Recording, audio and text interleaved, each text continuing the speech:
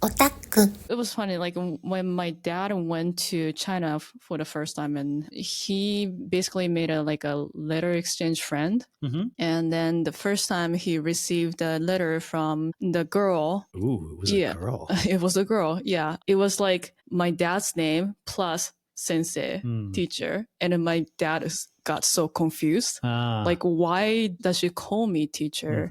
But later found out that means like...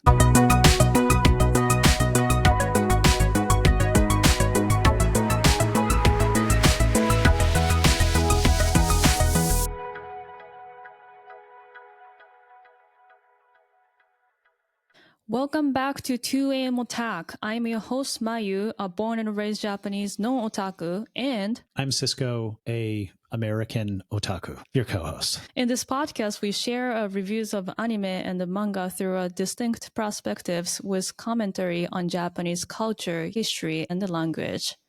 Cisco, you have been playing some kind of video game about China for a while. Yes, that's true, I have. Which I joke about all the time because the main character looks like a regular dude from like modern days. Yeah, he definitely looks like he's in like a K-pop band. Is there anything similar to the topic we're going to talk about today? Well, it's set in an earlier period of Chinese history. It's a Three Kingdoms game, so this is Dynasty Warriors Origins that I've been playing. And yeah, I don't know that it does actually have a lot to do with the same topics we'll be discussing today, because we can debate about when the anime we're talking about today is set, and it's kind of out of time. But the Three Kingdoms period is a lot earlier. I would say the thing that it has most in common is the game developers take a lot of liberties with the history in order to make a better story. That's why you like it. I think it is. I think that is why I like it. I also really like hearing you make up stories about what you think the game is about. He's definitely in Isekai, the main character. I mean, like, I don't know anything about the video game. It's just from how he looks. How he looks. He looks like someone from the modern day who was in like a pop band, somehow got reborn as a incredible warrior in Three Kingdoms China. Yeah, right. That is the visual impact of the game. It's I mean, it's not an isekai. It's the real. I mean, it's not. I guess you know what? Let me take that back. It's not the real history. It's the version of the Three Kingdoms history as presented in the book, The Romance of Three Kingdoms. It's meant to be historical-ish. All right. So today we are going to talk about The Apothecary Diaries, Season 2. We actually talked about the Apothecary Diaries before. Back then, we talked about the Apothecary Diaries fictional Chinese setting, Chinese history, very real toxic plants that appeared in the show, how to say medicine in Japanese, and then what the Chinese character means, and more. So click the link in the description below and listen to it before or after this episode. So we are going to talk about the second season of the Apothecary Diaries. I got a couple questions about history behind the Apothecary Diaries setting.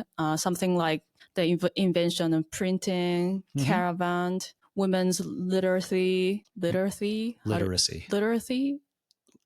Why are you putting an H in it? It's just literacy. Oh, literacy. I guess I don't know how to spell. There's no TH. Literacy. In my image, there's a TH. Okay. You may need to literally learn literacy. Exactly. That's why I want to ask you. Okay. All right. Bring it on. And finally, the word of the day. Okay. Before we start, please subscribe and follow 2AM Otak on Spotify, Apple Podcasts, Amazon Music, YouTube, and YouTube Music. The more followers, the more fun episodes. Okay.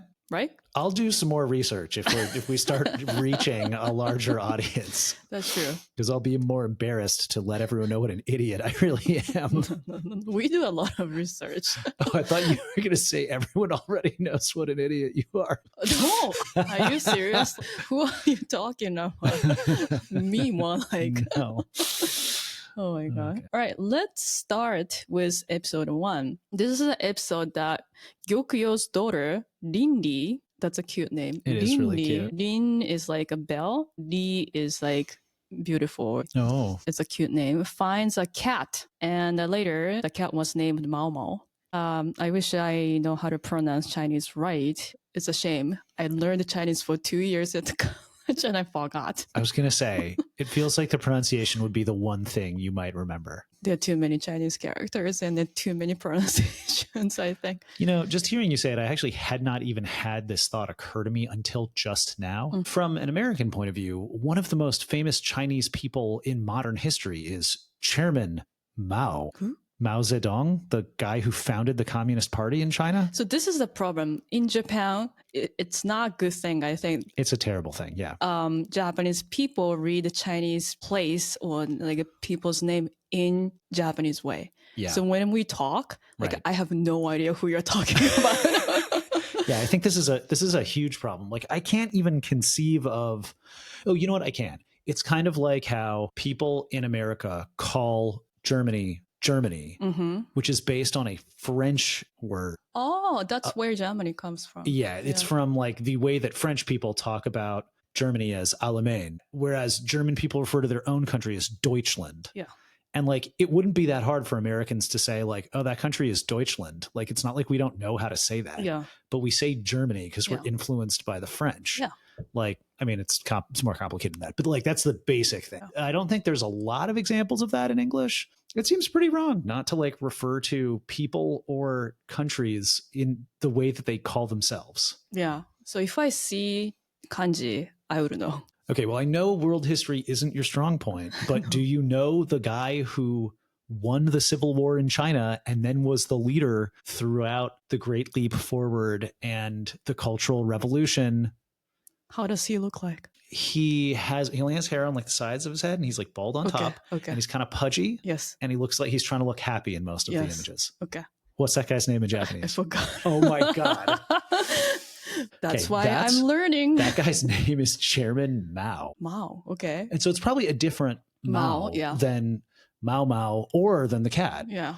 But I think, you know, interestingly, for Japanese audiences watching this show, her name being Mao Mao or the cat's name being Mao Mao probably does not trigger any association with the personage Chairman Mao. Mm-hmm. Whereas for an English speaker, that might well be like one of the only things you know about China is the guy who started the Communist Party there is Mao. And so you might be like, whoa, why are they using his name? Oh, okay. Yeah. In Japanese or Chinese, Mao Mao, the main character's name is Neko Cat. Right. So it's like, oh, that's a cute name. And the cat's name is like Fur. Okay. Yeah. That's a cute name. Yeah. Okay. Well, okay. So we discovered an interesting fact about like me not knowing the most famous Chinese person in the world. Yeah. I mean, yeah, you know, he's been dead since the 70s. So like, I think. I know his face. Okay, good. Yeah. I mean, I think arguably the most important person in the 1900s in China. So the cat appears and then cat was named Mao Mao. And then I don't know Chinese. Oh, and also in this episode, Mao Mao tried to smuggle books. The very special books. Oh, yeah. Yeah. I don't know how to call it, but it's like a sex ed kind of book. Yeah. And then she got caught by Jinshi and the Gaoxian. To be like, if you just got elevated to the role of consort or concubine, then you ought to know this first. That's like really considerate of her. Considerate of her, but when you think about her age, like how much does she knows? Well, she grew up in a brothel. I feel like she probably knows everything. Yeah, that's surprising. Anyway, so she was trying to smuggle the books, but she got caught. And then Gaoxian, Jinshi, and the Mao Mao started talking about like how the book was printed. Oh, yeah. And then Jinshi was like, are these wood block print? And she was like, no, metal print. Right. Yeah. So we talked about printing press history on Orb's episode. And you can find out more about printing press history around like Orb time of period. But when is that time period? Mid 1400s is when the Gutenberg press is first invented. Okay, let's talk about more about printing press or Okay. woodblock press, what you know about them. Okay, so I finally did some actual research. You do research. I don't do enough research. And I'm not going to say I did enough research, but I will say I did some research and learned some more things that I did not know before about printing presses and the history of printing. So woodblock printing has been around for a really long time. That its history goes much farther back than I'm going to discuss here. And woodblock printing is pretty simple. You carve a woodblock. The parts that you carve away become the white spaces, and the parts that you allow to stick out become the surfaces that the ink attaches to, so that when you make a print onto some kind of paper or another surface, the parts that were sticking out become what you see. And woodblock printing makes a lot of sense for ideographic languages like Chinese, because there are so many different characters that you would have to use if you were going to try to use type, that it would take a really long time to make them all. And then it would take a really long time to find the ones that you wanted to use. And you might have to have multiples of more commonly used characters. So woodblock printing had been around in China even, I think since hundreds of years before the first movable type was invented. And the first movable type in China was ceramic based. It was made out of clay. And as you can imagine, ceramics break kind of easily. So I do think they were using a particular form of ceramic that did not break as easily as we associate most ceramics breaking. But there's a direct relationship between the thickness of the ceramic and its breakability. The more thin you make it, the easier it's going to be to break. And so there were some reasons why it was not great, but it did hold ink pretty well, or it held the type of ink that Chinese people used better than the other types of printing surfaces, which is one of the reasons that it was more popular. And so I think it's invented around the Song dynasty by a guy named Bi Sheng. So he created it, but I don't think it caught on. Like, other people did not continue making it, and it didn't spread out and become the norm. There's also a lot of experimentation with wood-based movable type. So here again, you're carving each individual piece of type out of wood. And one of the challenges was making them standardized in terms of their size, because some Chinese characters have a lot of strokes, meaning you're going to need to really have a very finely carved piece of wood for this. And then, wood degrades kind of quickly, so you can only use it for so many printings before you have to make another one. And when you have 20,000 characters, that's a lot of small pieces of movable type. So wood was also used. And then finally, they experimented with metal-based type too, and this is especially in the Song dynasty, and I think right after that, where I think the main metal was tin in China that was used for this printing. And I think metal type broke less frequently, and was definitely used in the creation of money in particular, where you would have two of the characters, and they had to be the right two characters in order to know that it was the money from whatever the official government's money or something, to prevent counterfeiting. I think the problem with the tin movable type in China, was that it did not hold ink very well. And so even though it was maybe harder to break than ceramic or wood, it had its own problems and also did not catch on as a major way of doing it. And I think moreover, just for most things that were getting printed, it made more sense to do woodblock prints.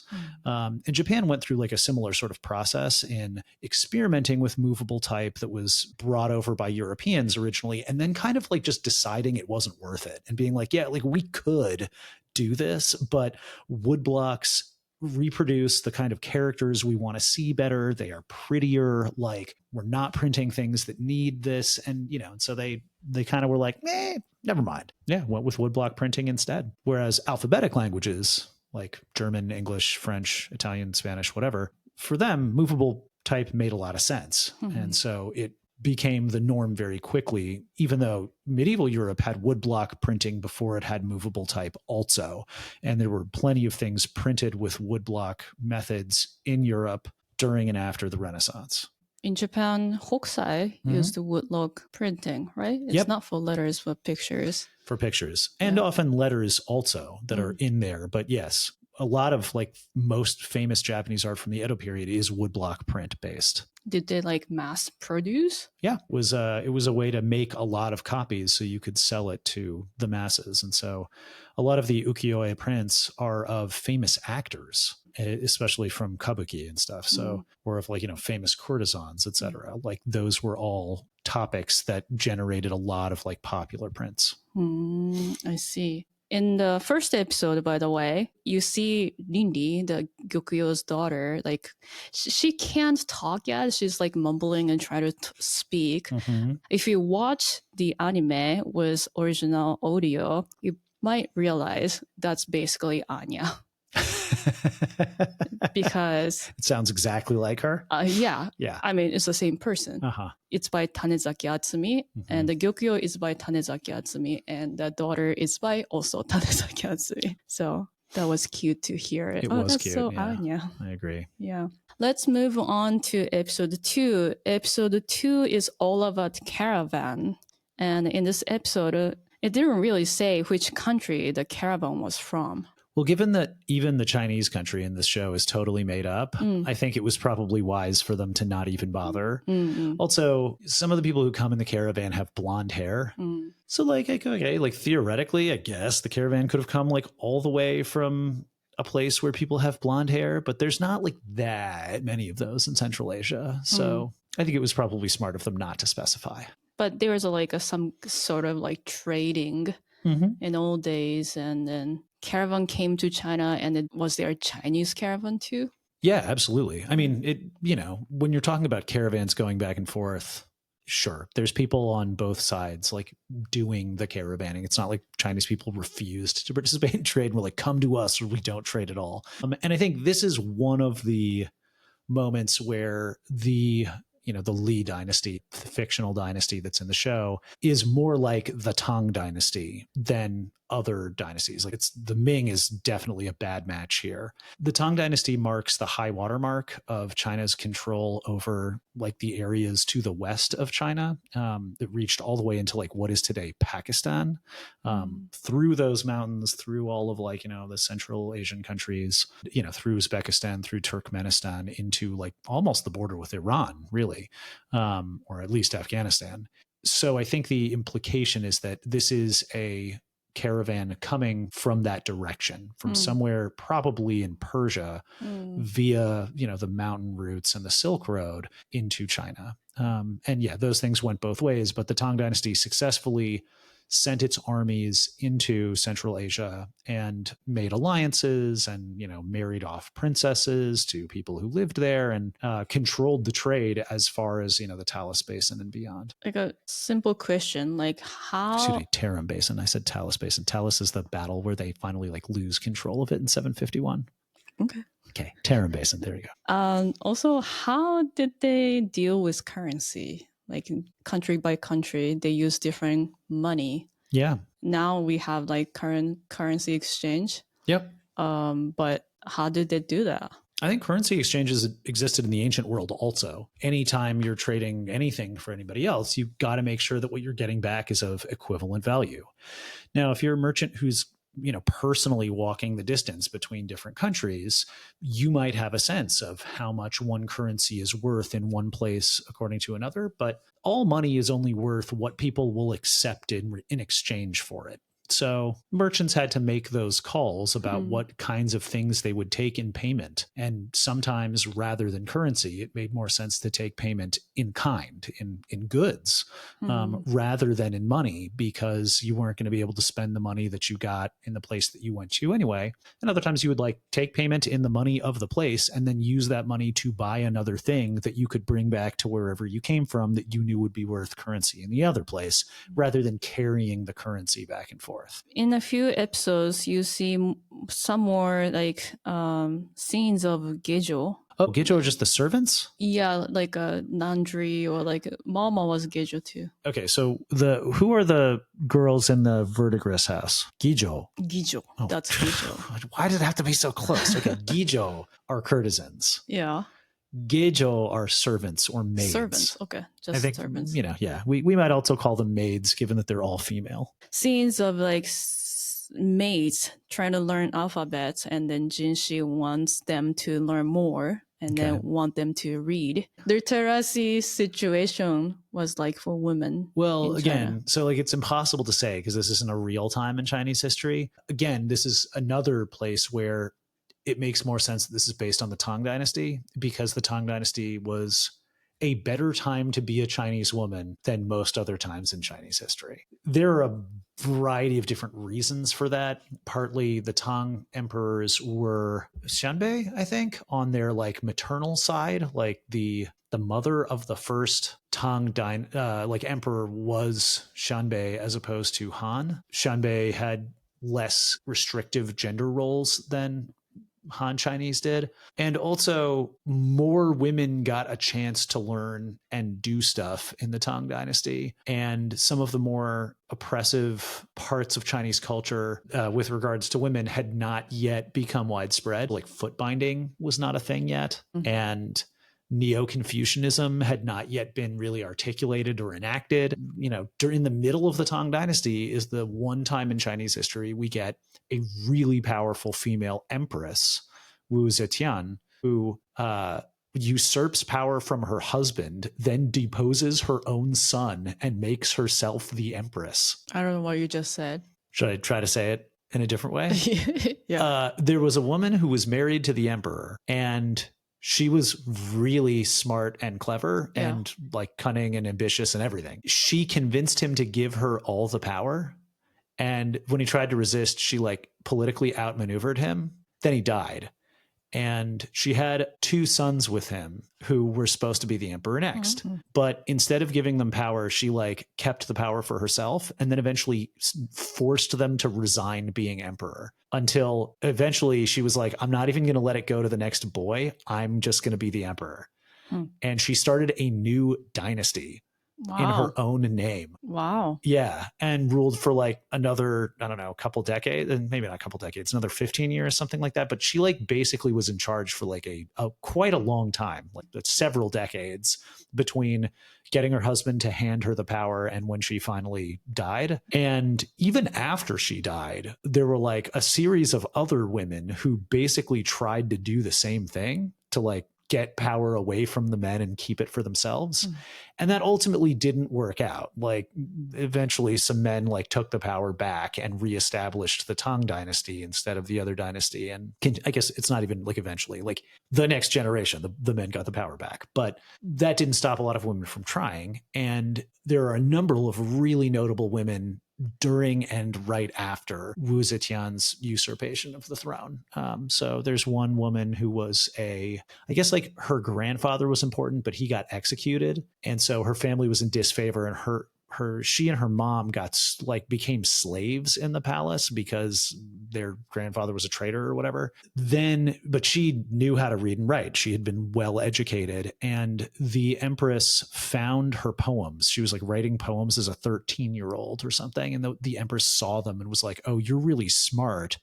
And eventually made her secretary. And she like climbed through the ranks to eventually become basically like the prime minister almost. Like she was like working directly with the empress doing stuff, and remained like an important political figure for the rest of her life. So it's not as rags to riches a story as you want it to be, because actually her lineage is from the high-ranking people in politics anyway, but she definitely had like a major reversal early in life and then kind of clawed her way back up. Yeah, I mean, there was more female literacy in that period than in others, but there's always been some amount of female literacy in China, even going farther back to like the Warring States period, before even the first unification of China under the Qin. There were still some women whose like I think probably especially fathers taught them to read and were like, no, you should get an education too. The estimates are all over the place, but like 2 to 10% of Chinese women were probably able to read at different times. And then like for men, the number was much, much higher because it was expected that if you were from a, even kind of wealthy family, you were going to learn to read and like master the Confucian classics. So there are plenty of men who were illiterate because they didn't come from a high enough status family to bother learning to read and, were laborers and stuff. And the overwhelming majority of Chinese women were illiterate because no one would educate them. But the Tang Dynasty probably had more female literacy than other time periods. And there are these well-attested historical examples of women in the palace. I mean, like right at the core of the economy and, and of politics, who learned how to read and write and then used it to get political power. Thank you. Momo solves the mystery in the shrine with colored doors, which was an interesting episode. I learned this word, colorblind, after I moved here. They do make like a big deal in the episode of the colorblindness having come through like the emperor's lineage from the original person. I don't know, the woman who had the first emperor of this particular dynasty. Mm-hmm. And it's also pretty heavily implied that she's not quote unquote Chinese, right? She's like a foreigner, or and so again, this really sounds like the Tang Dynasty where the maternal ancestry is Shanbei, but like it's possible that colorblindness is just not as common in East Asian populations.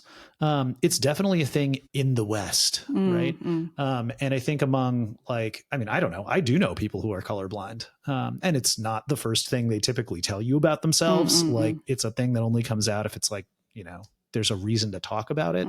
It's like an interesting fact as opposed to something else. But I still think people don't love letting other people know about it. And so there are actually multiple different kinds of colorblindness, which present as the inability to distinguish different types of colors.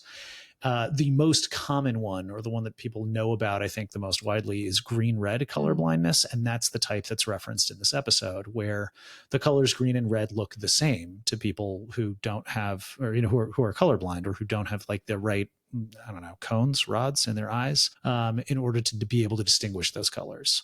And so, I thought that was a really interesting way to incorporate that idea into the show. Yeah, that's why we check our eyes and with like red and green, right? When you go see an eye doctor. What do you mean? When you want to make like glasses or contact lenses, doctors or whoever in charge check your eyes.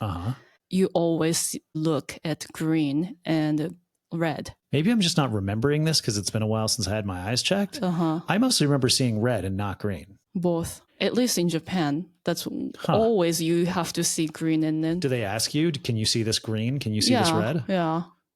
Maybe. And I just don't, it didn't like register for me. Maybe. I don't know if that is a focus of US eye tests.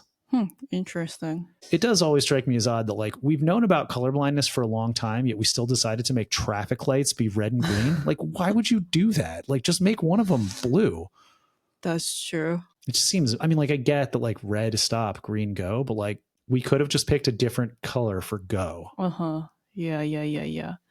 All right, let's do word of the day. If you watch the Apothecary Diaries with Japanese audio, you probably would notice the word blah blah sama a lot, like Jinshi-sama, Riha-sama, or like Gyokyo-sama. So Cisco, take it away. What's sama? Okay, so sama is an ending that's appended to people's names in order to show greater respect.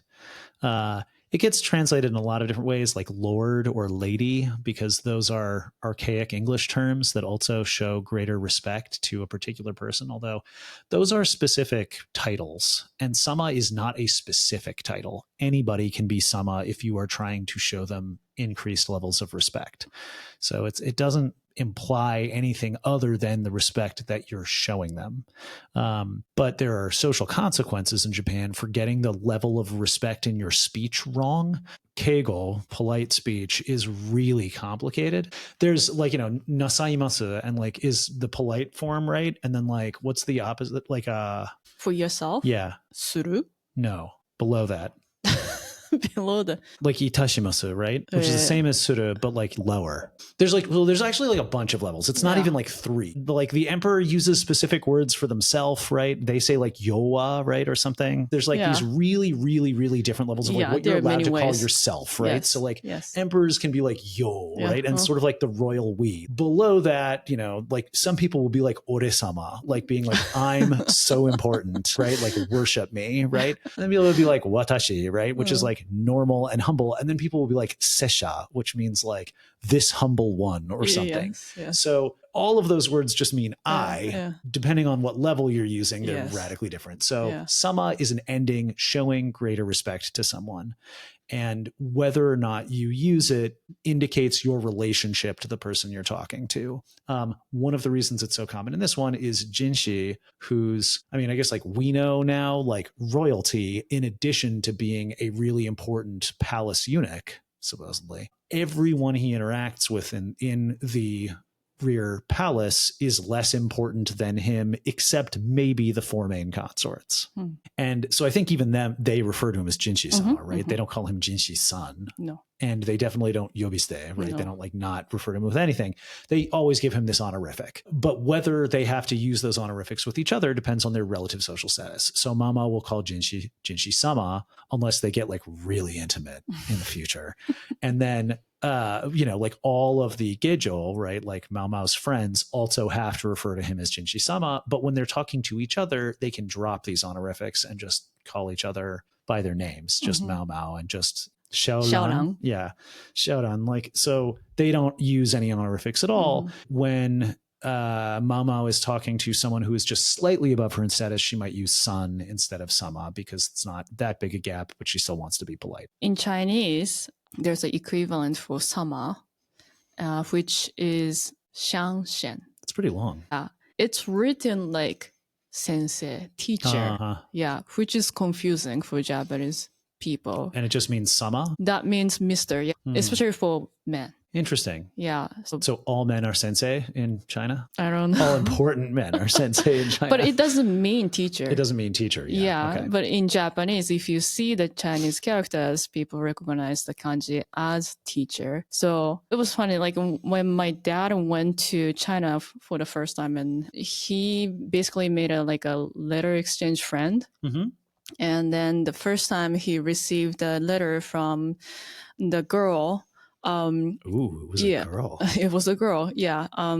It was like my dad's name plus sensei, teacher. And then my dad got so confused. Like, why does she call me teacher? But later found out that means like Mr. Okay. Yeah. Teacher has different kanji for Chinese. Sure. It's called, let me try. Lao Shi. Are you sure it's she and not sure? I learned Chinese. Okay. There's a teacher at the school that I work at, Zhou Lao She, and like everyone says Lao She, and like they're all studying Chinese and have to call her that all the time. Okay. I don't know. I'm not confident. Sorry, I robbed you of your confidence. I think it's Lao She. I think Lao Shi. Okay. Somebody please fix our correct our like both wrong Chinese pronunciations. I know my name. Yeah. 我是 Mario. That didn't sound that confident either. 我是 Mario. Okay. I think. Okay. You got this. Yes. 加油加油. I don't know any Chinese, so you got me. 頑張れ. Okay, before we end, any comment about the Apothecary Diaries? The second season, we're not going to talk about this time, but the second season's opening is good. They like really leveled up the animation quality for this one. And like, you can see it in the first opening was good too. Like I think I actually might have liked the first opening. Well, you know what? I like them both. They're both really good, but the second one, like they really, really did a good job with the animation. And so I'm glad the first season did well enough that they got more money for the second season and used it to great effect. The theme song is by not Yoasobi, but the vocal of Yoasobi. It sounds like a Yoasobi song, even though it's just the lead vocalist. I'm looking forward to find out more about Jinshi. I just want the reveal that he's not really a eunuch. Can we please get that already? I think that's pretty 80% clear at this point. Oh yeah. Yeah. And then no, 100%. It was a clear from the end of the first season. There are couple scenes like a fan servicey kind of thing. Very. Like when Jinshi had to not disguise, but dress with a beautiful outfit and then dance in front of those foreign guests. And he was half naked and then training or something and lie on the floor. Yeah, exactly. Yeah, that was really Did funny. we really need that? And Absolutely. do people really do that on the cold floor? Definitely. He had to cool off because he was so hot and sweaty. So that was very interesting to me. Yeah. I mean, I'm like kind of here for it, to be Yeah. honest. I don't mind the Jinchi fan service. Yeah. Also, it feels just like only fair given like how much courtesan fan service we got in the first season. Check your local library if you're interested in reading this week's manga for free with your library card. Thank you so much for listening to this week's episode. If you liked this week's episode, please give us good reviews on Spotify and Apple Podcasts, or like and leave a comment on YouTube. Make sure to subscribe and follow 2A Motak and 3A Motak. It will keep us making more fun episodes. See you next time for more 2A Motak.